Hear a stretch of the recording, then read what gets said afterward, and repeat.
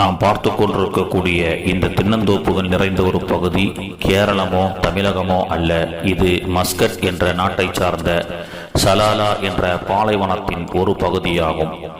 கேரளத்திலிருந்து சேரமான் பெருமான் என்ற அரசர் அல்லாஹுடைய தூதர் அவர்களை இந்தியாவிலிருந்து முதலாக சந்திப்பதற்கு மதினாவிற்கு சென்று மதினாவிலே தன்னுடைய வாழ்வியல் நெறியாக இஸ்லாத்தை அல்லாஹுடைய தூதருடைய கரம் பிடித்து ஏற்றுக்கொண்டு தாஜுத்தீன் என்ற பெயரோடு மாலிக் பின் தீனார் ரலியல்லாஹு அன்ஹு என்ற நபித்தோழர்களோடு இந்தியாவிற்கு திரும்பி வந்தார்.